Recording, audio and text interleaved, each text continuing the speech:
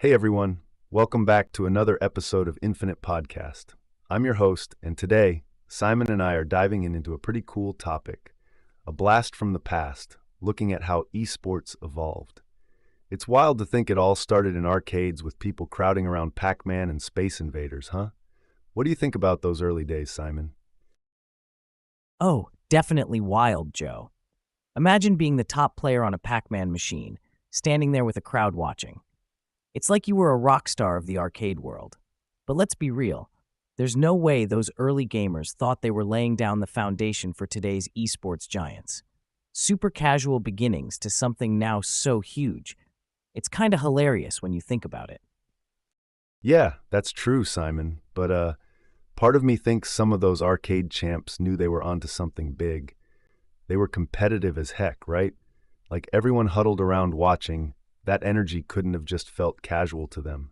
Sure, they might not have pictured giant arenas or million-dollar prizes, but I bet they felt like they were part of something epic. You're probably right about that competitive spirit. There's just something about, trying to beat the high score, man. And you've got to admit, being the best at anything, even Pac-Man, it gets people pumped. It's kind of like the whole small pond, big fish thing, right? They may have not seen the future of esports, but they definitely knew they were kings of the arcade. Talk about setting the stage for today's thrill, totally uncharted waters back then. Totally, man. It's like every time you hit that high score, there's this rush, this killer feeling of being on top. And those arcade kings were really the OG influencers in their own right, way before social media or streaming. Just goes to show that competitive drive is timeless. It pushes boundaries, and damn, it really did pave the way for the monster that esports has become today. Oh, absolutely, Joe. Those arcade stars were like the silent instigators of today's streaming craze. They had crowds and that pure hype without any Instagram or Twitch, just raw competition and arcade beeps. It's pretty incredible. But thinking about that, do you reckon those same vibes are what pull millions into watching esports today? Like, is it still about being part of something monumental or what? Yeah, I'd say definitely. The core of it, hasn't changed much, right? It's still about being the best, soaking up that excitement. Think about it. The buzz in those arcades isn't too different from the thrill of a packed arena or folks streaming live battles from their rooms. People want to be part of something bigger than themselves, and esports today offers that, but on a scale those old school gamers could have only dreamed of. Yeah, you're hitting the nail on the head there, Joe. It's like whether it's an old school arcade or today's massive esports arenas, the essence is kind of the same. We've gone from local hero to global icons. And think about this. Both environments thrive on community vibes. I mean, gamers back then built friendships and rivalries just standing next to each other, fighting for that top score. Today, teams, fans, everyone's connected globally. Technology's just expanded the playground. But at its core, we're still all about pushing limits and sharing those crazy adrenaline rushes. Exactly, man. It's all about that human connection, right? Whether you're side by side at an arcade machine or connected online across continents. This whole thing, esports, gaming, it's like a tribe, man. It doesn't matter if it's through pixels or in person. There's this primal thrill in competing and connecting through games. It just shows how these spaces, digital or physical, are where people come to test themselves and bond over shared passions. Wild how technology just stretches that arcade vibe around the globe. Uh, yeah, I get that, Joe, the whole global village vibe, right? But let me play devil's advocate here for a sec. So you're talking about these connections and everything feeling like a big tribe, but don't you think something's kind of lost too with all this tech? Like back in the day, those face-to-face showdowns in arcades, there was a realness there, man. You could see your opponent sweat, feel the tension. Today, sometimes it feels like we're cheering more for screens than humans. You know what I mean? Man, you've got a point. There's this raw, intangible thing about physically being in the same space, looking your rival in the eye, feeling that tension in the air. It's palpable, right? Technology has given us so much, but sometimes it feels like it strips away that gritty, authentic edge of the arcade battles. Like we do lose some humanity behind all the pixels and screens. And yeah, sometimes that makes me kind of nostalgic, kind of sad. Yeah, Joe, that nostalgia hits hard, man. You gotta wonder, like, what would it be like if we meshed both worlds? Like, keep the insane reach and tech of modern esports, but bring back some old school arcade vibes. Maybe have live events with classic showdowns or something. Do you think that could kind of bridge the gap? Actually, that's a brilliant idea, Simon. I mean, blending old school flair with new tech could be killer. The first recorded video game competition took place at Stanford University in 1972. Players went head to head in Space War. Maybe modern tournaments could have a throwback station with classics like that. It brings some tactile nostalgia back, making it not just about the visuals or online rankings, but also about physical presence and camaraderie. Imagine mixing these experienced esports athletes with classic games. Now that'd be something to see. Plus, it adds a unique twist, differentiating events and maybe drawing in retro gamers who fell off the gaming wagon as things got more complex and digital. What do you think? Could that mesh work? Oh, definitely, Joe. Mixing the old with the new could really spice up the scene. Seeing today's esports pros tackle those retro challenges could bridge generations of gamers. Plus, man, who doesn't want to catch a bit of that nostalgic arcade magic at a big event? It'd be like watching history come alive, but with a modern twist. You ever think about which classic game would make the best showdown for these events? Absolutely. Those matchups would bring some serious flashbacks. Speaking of retro and new stuff melding together, it kind of makes me think about how similarly different the economics are now from back then. With esports, we're looking at virtual teams handling real money like Major League Sports, sponsorships, and all that jazz. It's a whole new ballgame financially. How do you think these virtual teams are managing all that dough? Joe, it's kind of wild how these virtual teams are almost like mirroring the big sports leagues with all that sponsorship and endorsement money flowing in. It's insane, right? But here's the kicker. Managing that dough isn't all sunshine and rainbows. Just think about the young players diving into big money deals without much experience in financial management. You gotta wonder, are they getting the right guidance, or is it just a cash grab for some? And what about the ethics of monetizing every aspect of their play? We're talking real impact on their mental health here too, eh? What's your take on that, Joe? Yeah, Simon, that's a spot on point. Managing these hefty earnings, it's tough for anyone, let alone these young gamers thrown into wealth almost overnight. The pressure must be insane, and without the right financial guidance, it's like a recipe for disaster, man. And monetizing every part of their gameplay, whoa, that's got to add another layer of stress, right? Ethics, man, it's tricky because everyone loves the game, but when you start throwing around big money in front of these kids, things can get murky. You think there should be like a standard sort of ethical guideline or maybe some protective measures by leagues to help manage this stuff? Yeah, Joe, I see where you're coming from with the whole ethics and guidance thing, but think about it like this. Maybe diving into these big money deals is kind of exactly what some of these players need. Hear me out. Having that financial incentive can really push players to strive for bigger and better. It's like motivating them to up their game because now they're not just playing, they're earning a livelihood. And about setting standard ethical guidelines. While that sounds good and all, it could also stifle the growth of esports. We've got to remember, this industry is booming because of its flexibility and the unique opportunities it offers. If we pile on too many regulations, might we slow down the innovation here? What do you think, man? Does having less red tape help keep the game advancing, or does it just complicate things more? I get your point about the drives and incentives, man. Yeah, having the chance to really bank on your skills, that's huge. It pushes players like nothing else. But it's a double-edged sword, right? Without checks and balances, we might end up seeing some, exploitation or burnout among these young talents. They're in it not just for fun anymore. It's become their whole livelihood. On the whole red tape thing, yeah, flexibility is key in keeping the esports arena fresh and innovative.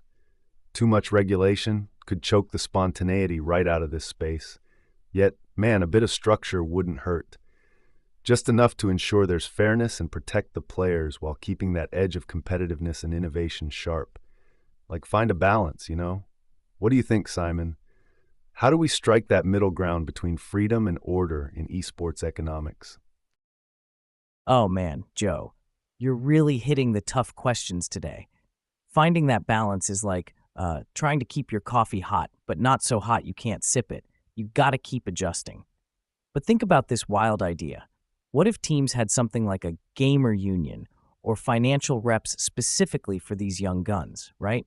They could focus on playing while someone else handles the stressful money stuff.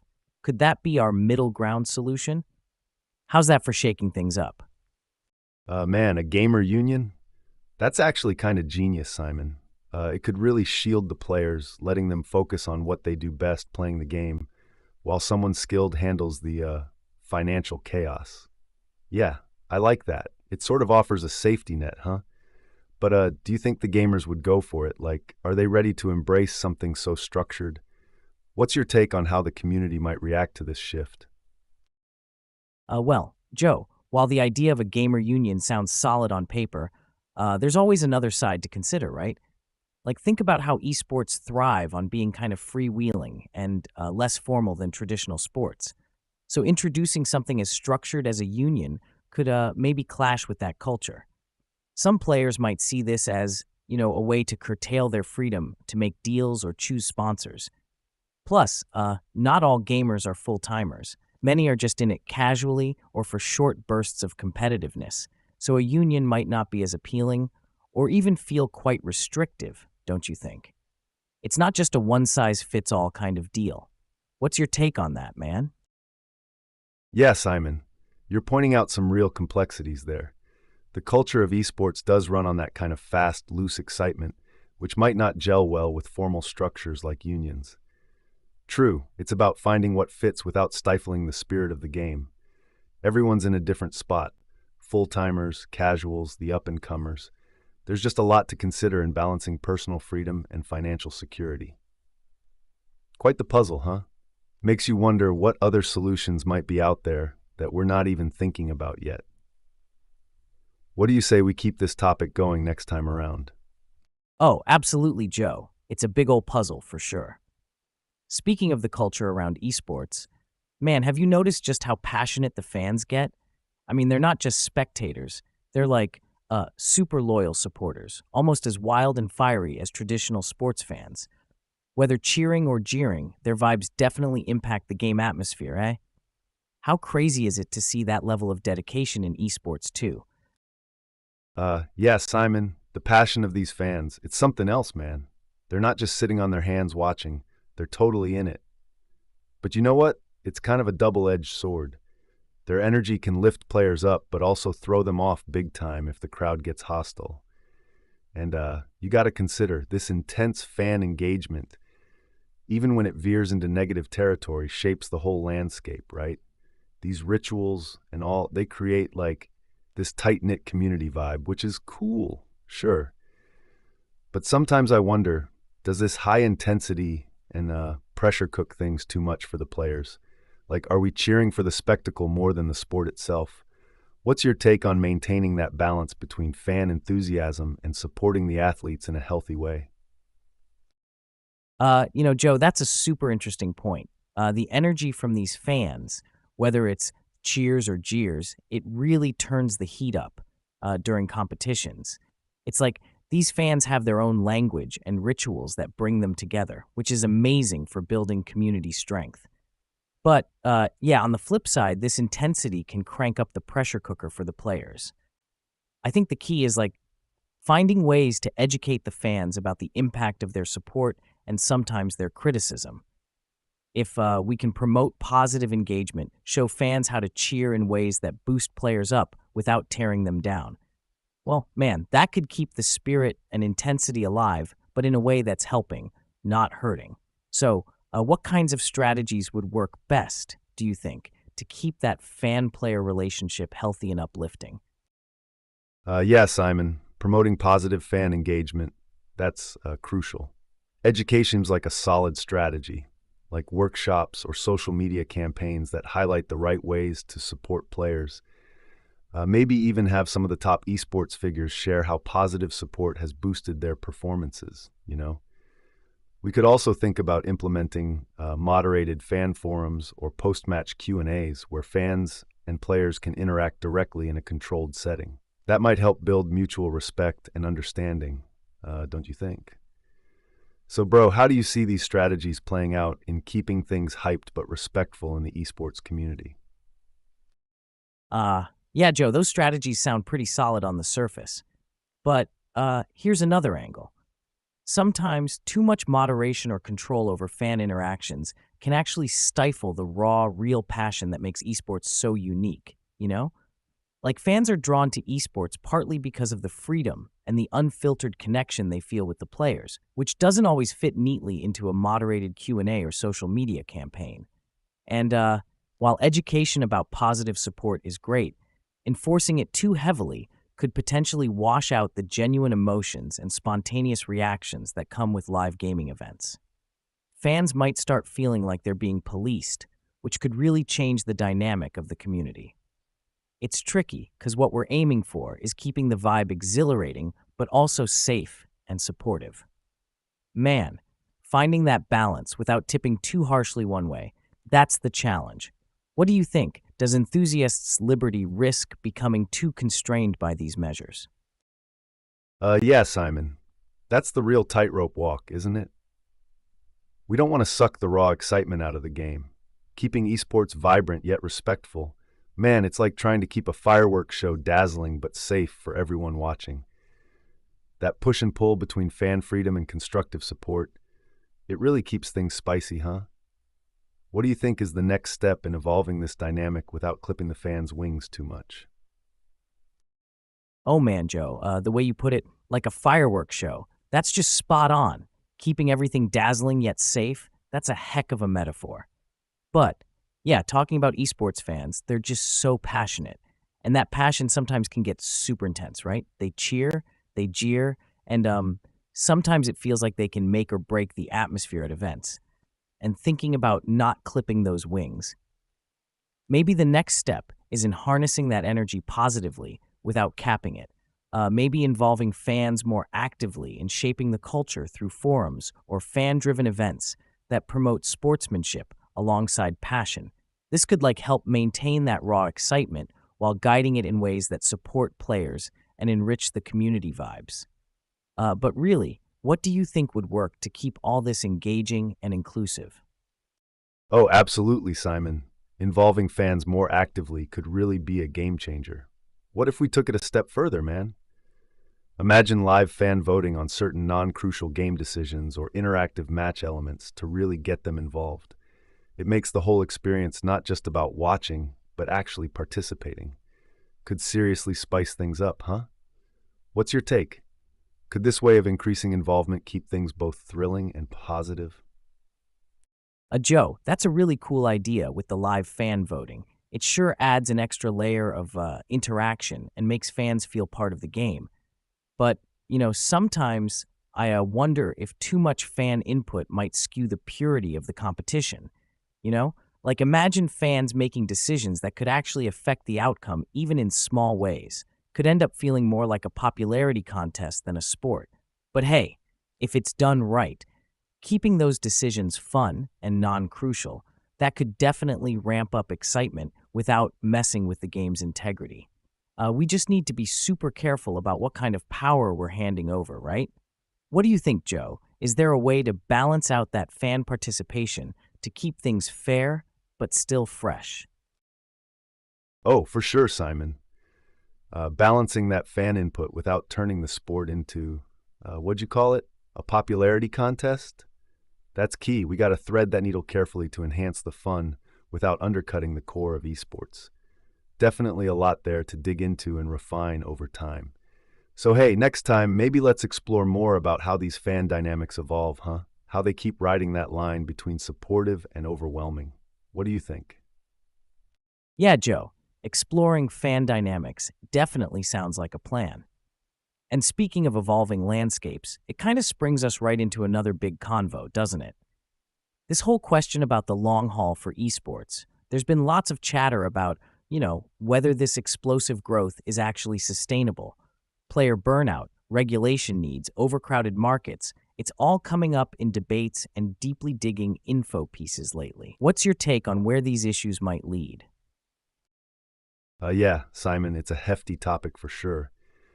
Player burnout is big. These athletes pour hours upon hours into training and competing, which isn't always sustainable long term.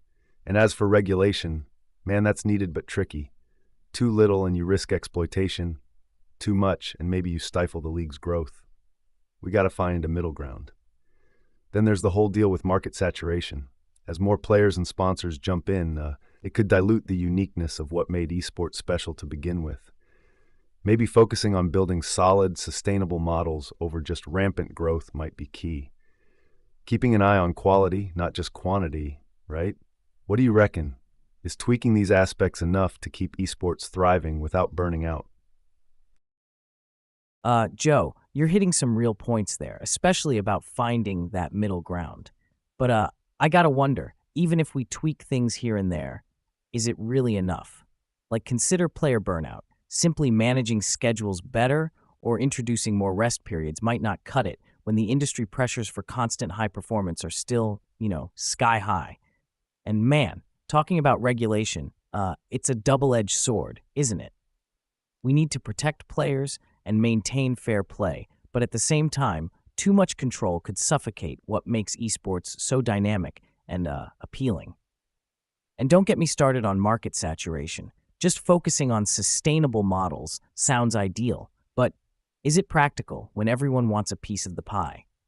It almost feels like we need a total shift in how we value and manage growth instead of just a few adjustments here and there. Maybe looking into how traditional sports have dealt with similar growing pains could offer some insights.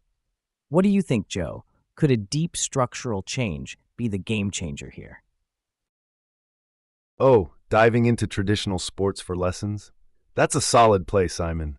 Could be a goldmine of strategies that are both time-tested and fresh for the esports context. Makes you wonder, right? How deep does the rabbit hole go when we start cross-pollinating ideas between these worlds? Could lead to some revolutionary changes in how esports operates. What sort of traditional sports tactics do you think could be game changers if adapted for esports?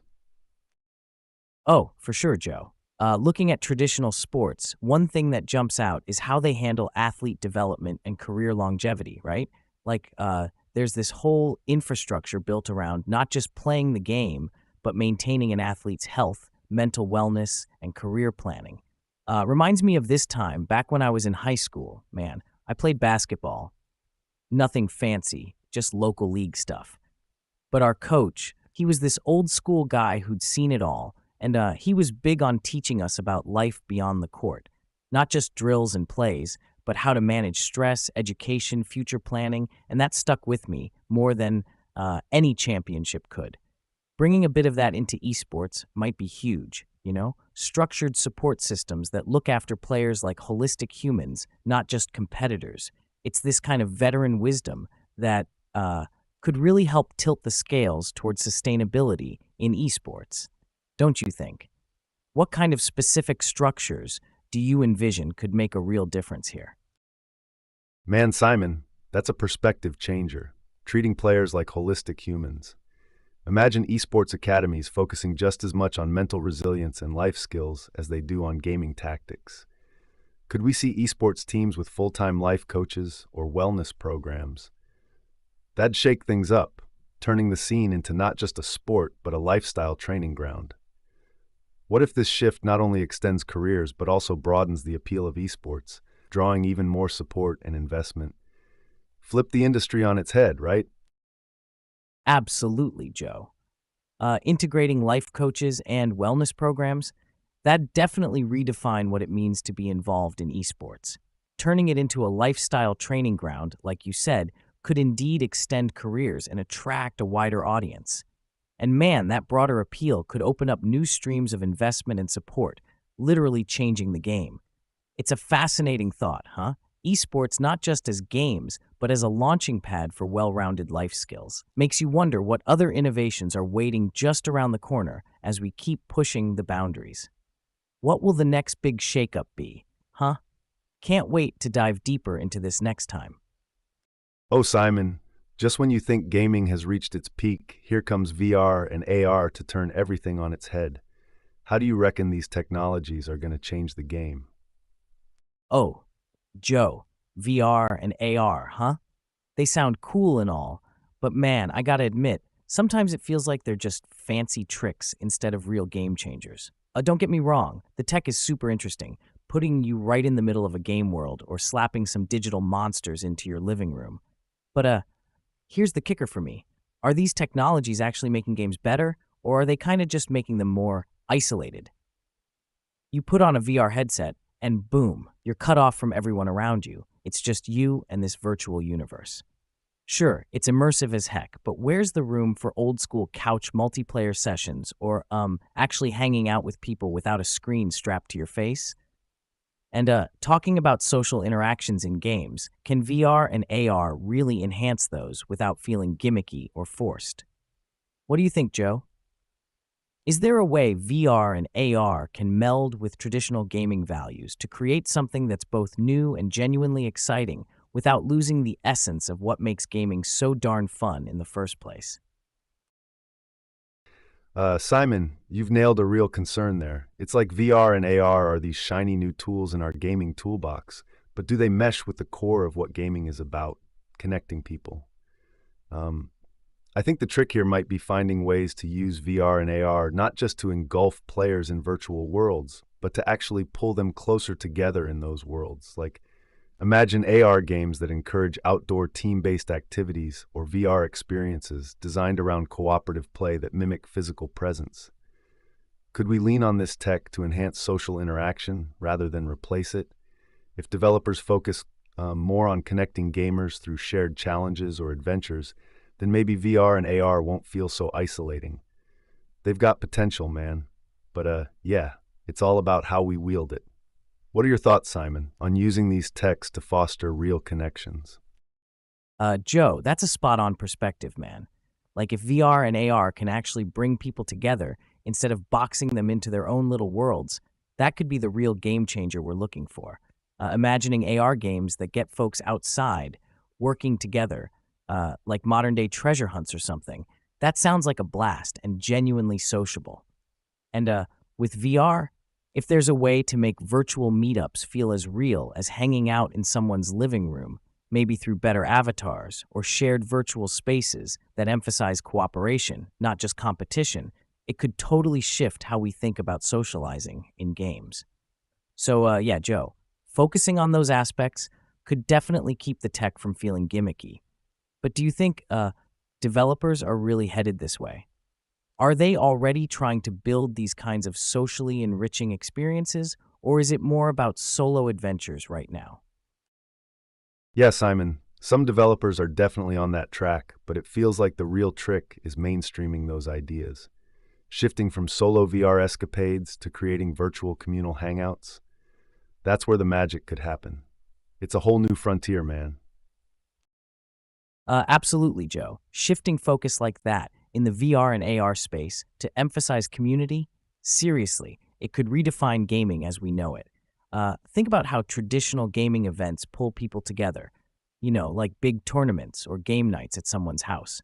Now, imagine capturing that vibe but through VR or AR, like creating not just games, but events where the tech is used to enhance how we interact and experience things collectively. It moves from being a cool experience to a communal one, making the tech more of an enabler for relationships rather than just a solitary escape.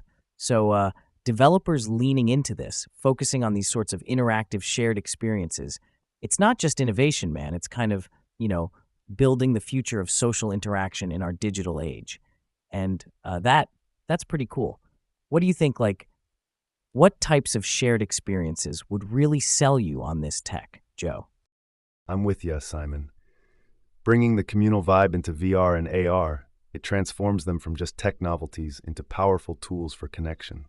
What could be cooler than merging digital worlds with real-life interactions? The possibilities are kinda endless. Movie nights in virtual spaces, intense cooperative quests, or even virtual music festivals, all enjoyed together. How those scenarios play out could frankly be a game changer for how we view gaming's role in socialization. What's next for this tech? Only time will tell. Oh, and speaking of redefining gaming experiences with tech, Joe, it's not just VR and AR getting all the limelight. Motion control is another area that's undergone some wild transformations lately. Remember when we first got those basic kind of clunky motion controllers? Well, now things are way more sophisticated with gesture recognition systems that are super precise. It's like something out of a sci-fi movie, right? This evolution in motion control really shakes up both how games are played and what types of games are hitting the market. How do you see this impacting stuff like competitive gaming or even just kicking back with games at home? Yeah, Simon, motion controls. They're definitely slick now with all that high-tech gesture recognition stuff, but I've got to toss us in a bit of skepticism here. While it's cool for casual gaming, throwing your arms around or jumping up and down, it can pull you right into the game. There's no doubt about it. But when we steer this towards competitive gaming, that's where it gets dicey. It's one thing to flail around in a fun party game at home, but aiming for precision in a high-stakes competition with just gesture controls? That leaves a lot of room for error and frustration. The tech is good, don't get me wrong, but can it ever match the pinpoint accuracy of traditional controls for serious gameplay? What are your thoughts on maybe the trade-offs between immersion and precision here? Joe, you're hitting a real nerve there. Like, as cool as motion control is for casual games where you're just having a laugh and not sweating the small stuff, throwing it into the competitive mix opens a whole can of worms. I mean, there's something about having a controller in your hands, that tactile feedback, the buttons and sticks. It's just reliable. And yeah, the immersion part's fantastic with motion controls. Feels like you're actually in the game. But when precision's what matters, when every single move could be like the difference between winning or losing, that's some serious pressure. And let's be honest, waving your arms around, hoping the system reads every gesture correctly, that can feel a bit, dicey. So yeah, ideally, we'd merge the best of both worlds. Keep the fun, immersive aspects for family game nights, and perhaps stick to traditional gameplay elements for competitive scenes, unless and until that tech really nails it down to razor-sharp precision. How do they balance that out without compromising on either front, man? It's a tough one. Man, Simon, imagine a future where motion control tech is so advanced that it becomes the gold standard even in esports. Wild to think about, right? What game would you want to see transformed by that level of precision in motion controls? Man, Joe, thinking about motion controls taking over esports, that's wild. It kind of reminds me of playing those dance games or even something like virtual sword fighting. Imagine if we had that level of tech where players could use full-body gestures to control characters in a high-speed game, say a tactical shooter or something super strategic. If we get to that point, the skills needed would be insane. Not just quick fingers, but your whole body reacting in real time. And if I had to pick a game for this high-tech makeover, I'd totally go with something like Street Fighter, or any fast-paced fighter game, really.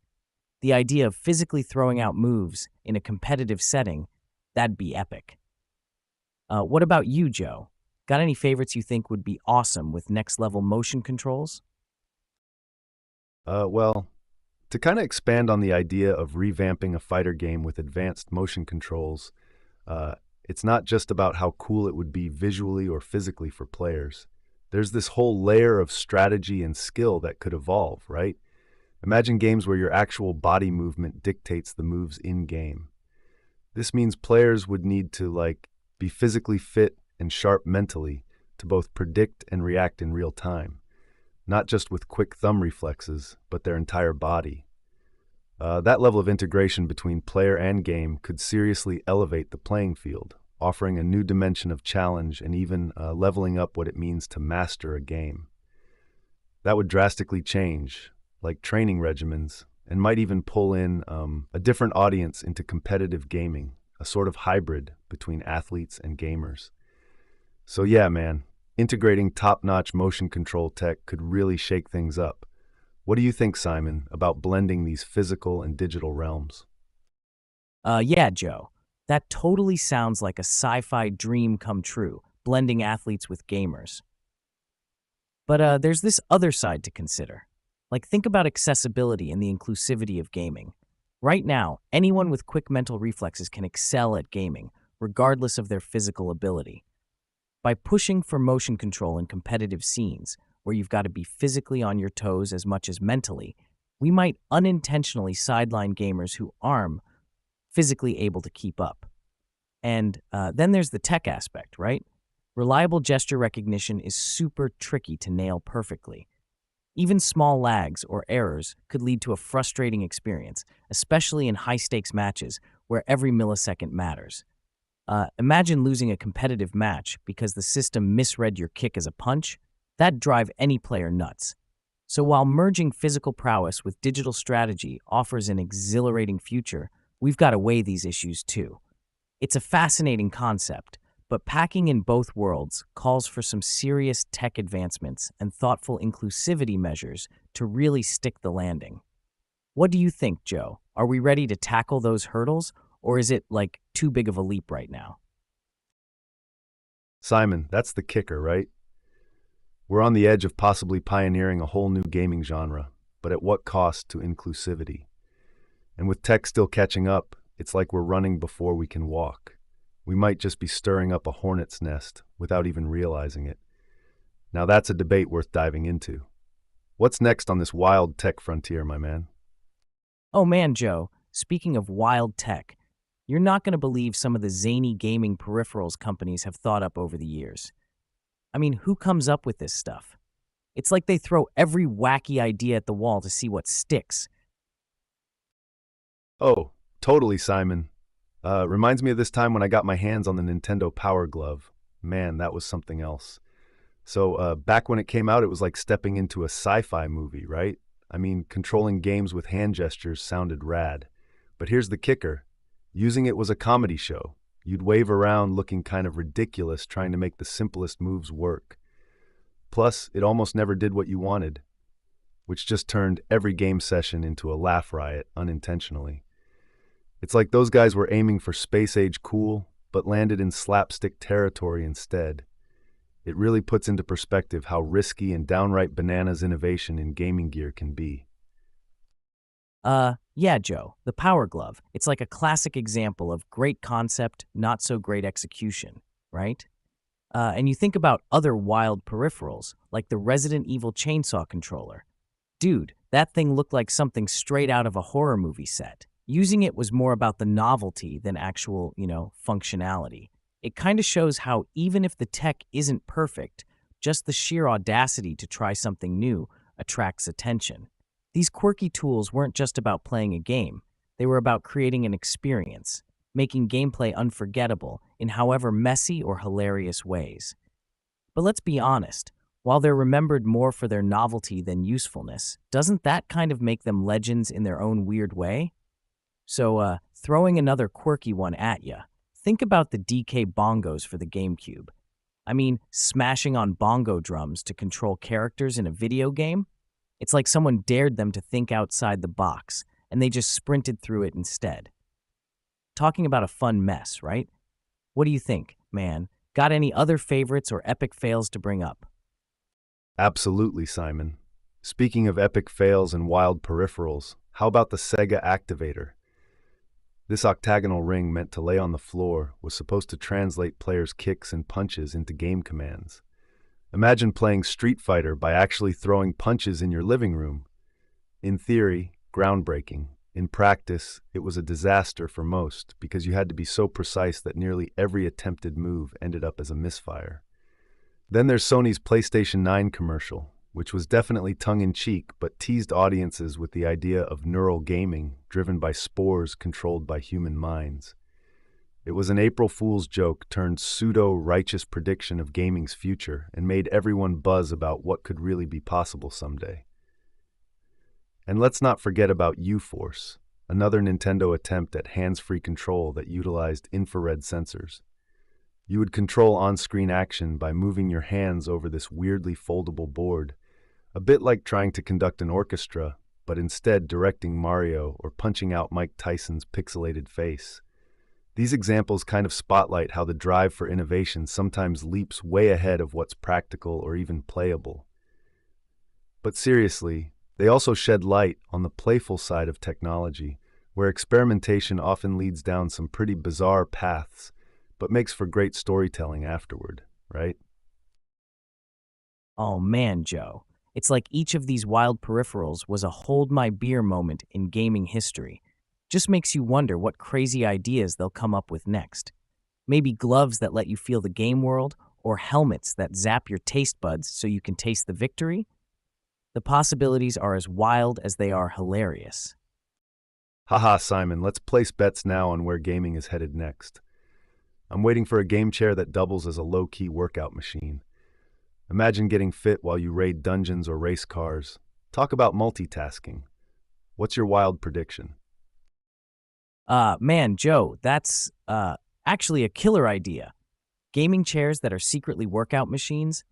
Sign me up for that. Sounds like you could really break a sweat without even noticing. But yeah, my wild guess, I'm thinking we might get something crazy like virtual reality setups that can change your room's temperature, smells, and even weather to match the game environment.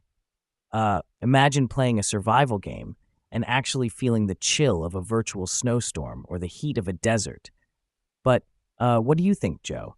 Are we just dreaming too big here, or is this where the future's really headed? Simon, those virtual reality setups sound insane, but there's a slice of me that's yelling, how are we going to manage all that tech without turning our homes into mini science labs, right? I mean, the logistics alone, fitting heaters, coolers, scent machines, and whatnot into a living room, that's a lot packed into one gaming session. Still, thinking about it, that's kind of the thrill of these oddball peripherals, isn't it? They push the envelope on what's considered normal gaming. Even if they don't always work out or make sense in our everyday lives, they fuel imagination, pushing innovation forward just by throwing wild ideas out there. Though, sometimes I think they're more about making headlines than actual gameplay enhancements. But hey, when you look back, you can't help but laugh at the creativity even if it was way off base. So yeah, here's the thought. Are these funky gadgets laying down groundwork for future tech, or are they just like quirky footnotes in gaming history? What's your take, man? Are these failures actually successes in disguise? Totally, Joe. These wild gadgets might look like tech mishaps now, but maybe they're just ahead of their time. Who knows what these bold ideas are setting the stage for, right? We might laugh at them today, but tomorrow we could be looking back in awe, amazed at how these quirky seeds grew into some mega gaming tech trees. So man, it really makes you think, what other wacky peripherals out there went under our radar, but were actually genius prototypes for future tech? What's your take on that wild side of gaming history? Man, Simon, switching gears to something a bit more serious, how about we dive into the eco-friendly side of gaming gear? It's wild how far some companies are pushing the envelope to make our favorite hobby greener.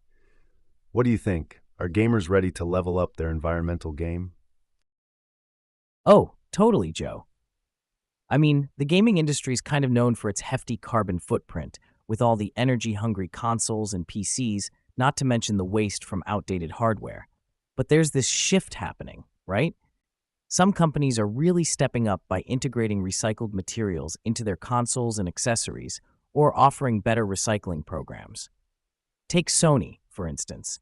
They've been pushing to reduce plastic use and aim to have a road to zero environmental footprint by 2050. And then there's Microsoft, with their Xbox console that's designed to be more energy efficient and uses post-consumer recycled resins. These guys are setting examples that could really change how tech companies view their environmental responsibilities. Plus, let's not forget about smaller indie developers who are building games that are inherently about promoting environmental messages, hoping to influence gamers' perspectives on sustainability. Uh, it's like all these efforts could spark a bigger movement within the gaming community to think and act green, which is pretty awesome. But yeah, what do you think, Joe? Are these steps enough, or is there more we could be doing? Simon, it's great seeing big names like Sony and Microsoft making strides towards sustainability, but I'm thinking, is it enough? Like, sure, reducing plastic and using recycled materials is a step in the right direction. But when we talk about gaming tech, something that by nature has such quick turnover due to rapid advancements, we got to ask, can we innovate ways to extend the life of our devices? Maybe there's room for modular consoles or upgrades that don't require tossing the old stuff. Imagine if instead of buying a brand new console every few years, we just swapped out some parts.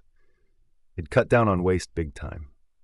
And then, talking energy consumption, shouldn't more companies be looking at renewable energy solutions, especially for those massive game servers running 24/7? It's not just about making the hardware greener, it's also how they're powered that counts. These steps being taken are good, don't get me wrong, but sometimes feels like we're just scratching the surface. We need to push these big players to think even bigger. Otherwise, what's all this innovation for, right? What do you think, man? Too radical or essential next steps? Oh, dude, that's like hitting the reset button on how we think about tech sustainability. Forget baby steps, you're talking giant leaps. Maybe it's time to shake things up and challenge the status quo, make playing green just as important as the gameplay itself. What better arena than gaming, where innovation is the game's name, to lead this eco-revolution, right? Bring it on. Right on, Simon. Imagine a gaming tournament where the score isn't just about points or speed, but also how eco-friendly your setup is. That'd really flip the script, huh? Wonder who'd come out on top in that arena. Totally, Joe. You know, that reminds me of this crazy story from a few years back. I was at this local gaming con, right? And there was this booth set up, not by any big name company or anything, just a small group of eco-minded engineers and gamers. They had rigged up this like makeshift gaming setup powered entirely by pedal power, like a bike. You had to keep pedaling to keep your console running. Man, watching people game intensely while pedaling was hilarious, but kinda inspiring too. It made everyone think about how much energy we usually consume just sitting down playing games.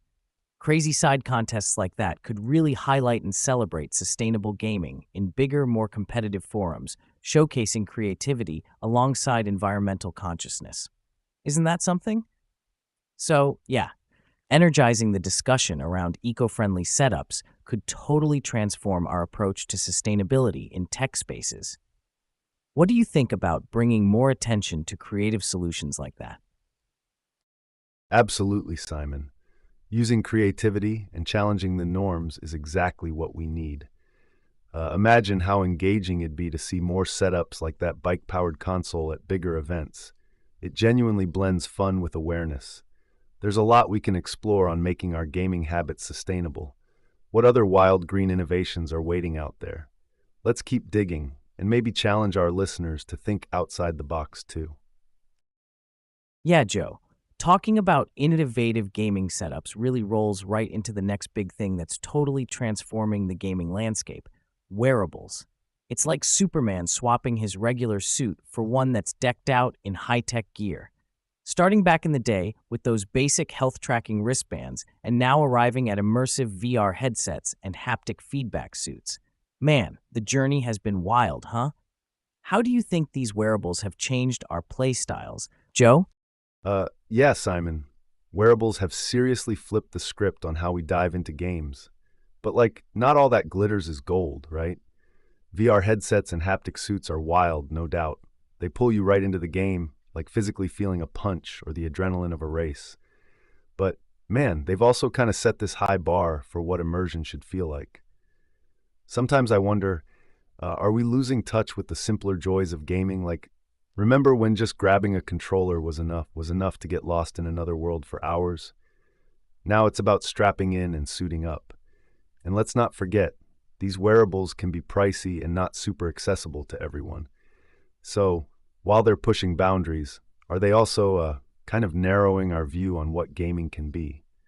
So, Simon, do you think the trade-offs are worth it? Are these tech advancements enhancing our gaming experience or just complicating it? Man, Joe, you've hit something deep there, really. It's like super complicated, right? On one hand, these wearables, they're totally revolutionizing the experience. Feeling every in-game sensation kind of blurs the line between game and reality, which is nuts. But then it's also like pushing us into thinking that more tech equals better play. I totally get nostalgic about those old school gaming days. Simple, but so engrossing. Sometimes I miss just chilling with a controller. No fancy gear, just the game and your imagination. Getting everyone on board with all this high-tech stuff not only excludes some folks due to cost, but might also be squeezing out the simplicity and creativity we loved about games in the first place. So yeah, while I'm all for tech pushing boundaries, maybe we need to also cling a bit to what made us fall in love with gaming initially: the stories, the fun, the escape. What do you think, Joe? Should we be looking at a balance or just keep charging ahead with innovation? Totally, Simon. It's like we're at a crossroads between high tech and high touch in gaming. Maybe the real game changer is finding that sweet spot where tech enhances but doesn't overshadow the essence of play. What about combining both worlds? Could be the next big thing. For sure, Joe. And that reminds me, like this one time, my cousin, Nathan, got his hands on one of those early VR headsets. Man, it was like cumbersome and a bit clunky, you know? But the smile on his face, dude, he was over the moon. We spent hours trading turns, just being blown away by the simplest games because it felt like stepping into another universe. Despite the headset's size and the snags with setup, it didn't matter. It was new. It was exciting. It's kind of like what we're talking about. You don't need all the bells and whistles for a magical experience. That day with Nathan, diving headfirst into VR, it wasn't about perfect technology. It was about how that tech made us feel transported. Makes you think, huh?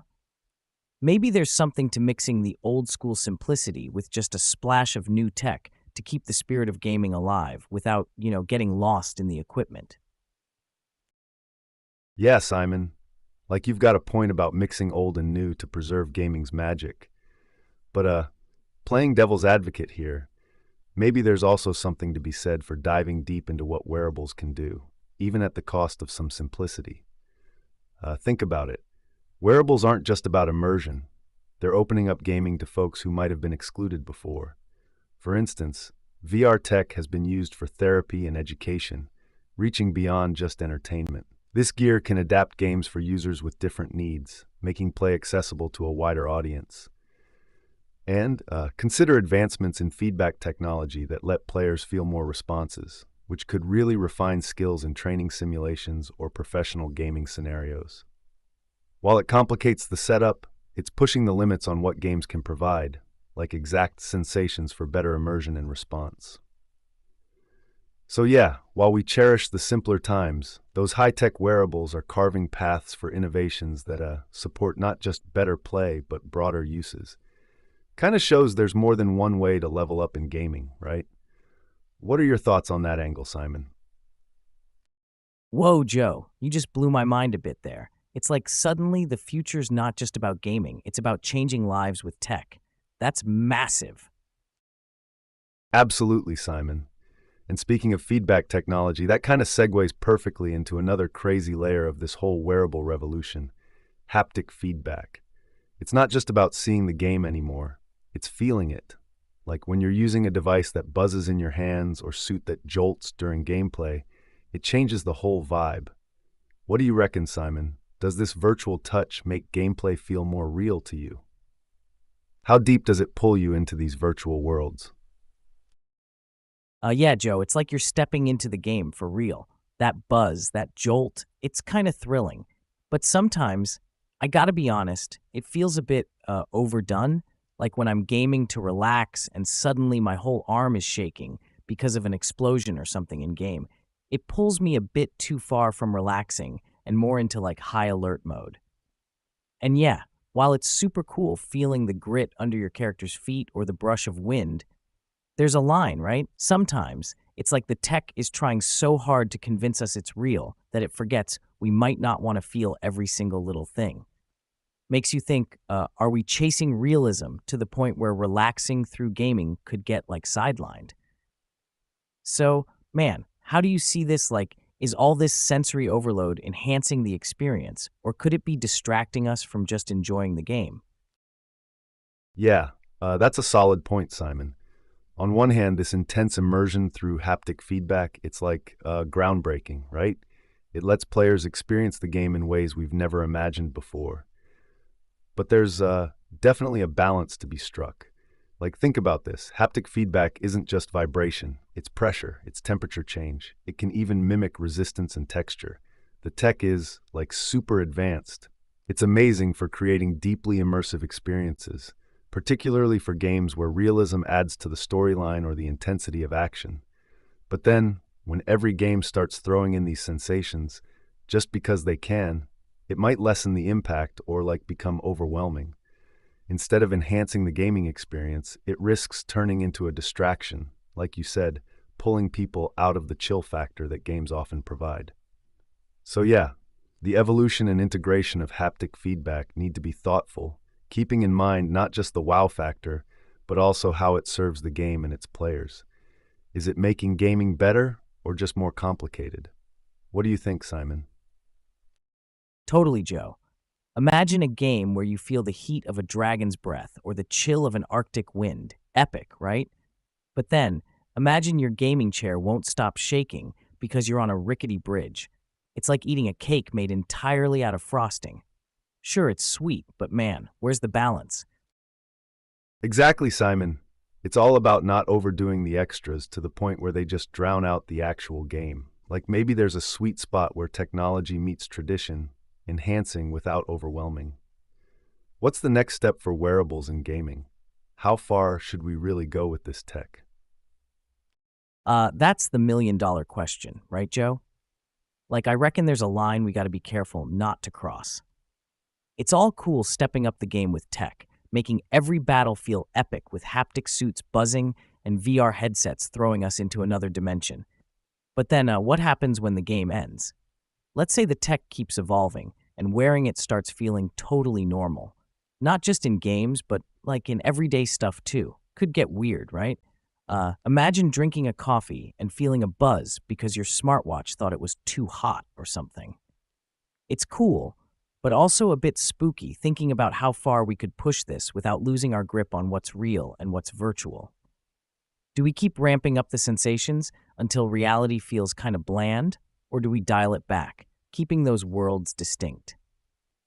What's your take on the future here, Joe? Should we really aim to blur those lines between virtual and actual reality? You're throwing some deep stuff out there, Simon. It's like, where do we draw the line? If we keep blurring those lines between what's real and what's virtual, it could get tricky to navigate our basic daily reality, right? I mean, tech is cool. It gets us super excited about all these possibilities, like truly feeling a game or mixing our physical actions with virtual reactions. But then if everything starts feeling as intense as a game, does that diminish our real-world experiences? Like, imagine this scenario, walking down a street and missing out on simple joys like the warmth of the sun or the sound of leaves rustling because, well, our tech made everyday life feel less exciting.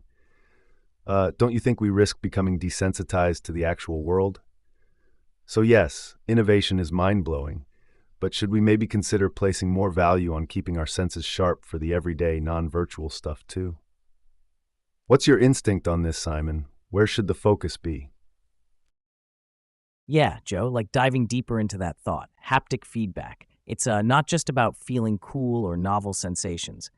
But here's a kicker. It can manipulate our perception of what's intense and what's mundane. You know? It might seem minor on the surface, but think about it. If we're constantly exposed to these heightened sensations in games, regular life without those stimuli could start to feel a bit, flat. And that's kind of concerning. We're wired to experience life with all its highs and lows. And if tech starts making everything high, then what? Where's the low that makes the highs feel high? Also, while integrating this stuff into games, if we're creating environments where the intensity is always cranked up to 10, gamers might start finding normal game settings too tame or their daily lives a bit dull, which isn't what we want, right? So, yeah, while haptic tech is undoubtedly thrilling and absolutely has a place in expanding how immersive games can get, there's got to be some serious consideration about keeping it balanced, making sure it enriches gaming without undermining the sensory richness of real life experiences. It's all about that balance, Joe, don't you think? Absolutely, Simon. It's like we're programming our brains for constant thrills. Changes the whole game, right? What's this going to look like in 10 years? Are we heading towards a world where we need constant stimulation? That thought alone is kind of wild. For sure, Joe. It's like we're building our own amusement parks in our minds. Thrills on tap 24/7, crazy to think about. What happens when the park never closes? Man, that's a wild concept. Like, if the amusement park never closes, does it lose its magic? Do we just get used to it and start looking for something even more extreme? And what does that constant craving for entertainment do to us long term? Makes you wonder, huh, Simon? Like, how do we keep those thrills special without overdoing it? Totally, Joe. It's like balance is key, right? Keep the thrills special, but not constant. Makes you wonder if we might just need a kind of virtual detox down the line to appreciate both worlds fully. Haptic feedback's transforming gaming and beyond. How far will we take it?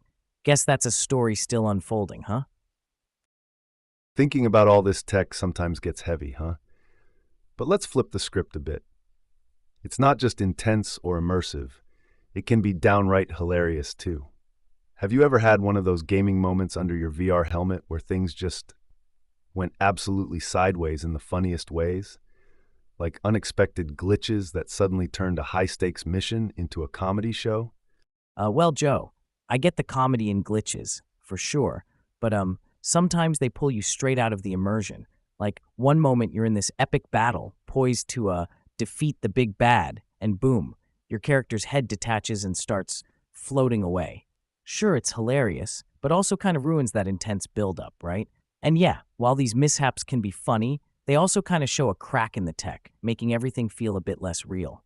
So, while we laugh, there's also this tiny part of you that gets yanked back to reality, reminding you it's all just a game. Keeps things light, sure, but sometimes you want to stay lost in that world, fully dialed into the drama and tension without, your horse glitching up into a treetop or something. It's like a magic trick going wrong in front of an audience. Funny, yes, but kind of spoils the illusion. Yeah, Simon. It's like there's this delicate balance between hilarity and preserving the immersive experience, right? These glitches, while they crack us up, also act as little reminders that we're still firmly grounded in the real world, despite the tech on our heads. Take another example, like when a game character you're interacting with suddenly starts glitching. Maybe their animations go all jerky or they start repeating lines nonsensically. It's pretty hilarious if you think about it. But there's also this serious side to it. These moments kind of show that while the tech is incredible, it's not quite infallible yet. It's like exposing the man behind the curtain in The Wizard of Oz. Suddenly everything feels less magical. It's totally worth thinking about how these quirky incidents influence our gaming. Like, do they make us take the game less seriously? Or can they add a layer of fun, even when they sort of break the spell? Yeah, Joe, it's like you've hit the nail right on the head there. It's a mixed bag, you know? These glitches can be kind of annoying in a moment when you're all hyped up, but they also bring us back to laughing at how absurd the whole scene turns into with just one little tech hiccup. Adds a bit of unpredictability to the game. But hey, I'm curious, man. Think these funny mishaps could actually help developers? Like maybe highlighting where the tech might need some tuning or giving them ideas to make games even more foolproof, and thus keeping us immersed without those accidental comedy breaks. What's your take on this, Joe? Definitely, Simon. It's like those glitches are the unsung heroes of game development. They not only give developers real-time feedback, but also sprinkle in some unexpected joy. Makes you wonder, could devs start introducing intentional fun glitches as Easter eggs to keep things spicy? What a twist that'd be. Joe, that's an awesome twist. Intentional glitches as Easter eggs would be utterly brilliant. Add a whole new layer to gaming surprises. All right, folks, it's been one heck of a ride discussing the wild world of wearables and virtual mishaps today. Thanks to all our listeners for tuning in. You guys really keep our conversations vibrant and honestly unpredictable at times, just like those game glitches we love and laugh at. Make sure you join us again tomorrow at 5 p.m. Eastern for another round of off-the-wall chatter here on Infinite Podcast. Can't wait to catch you then.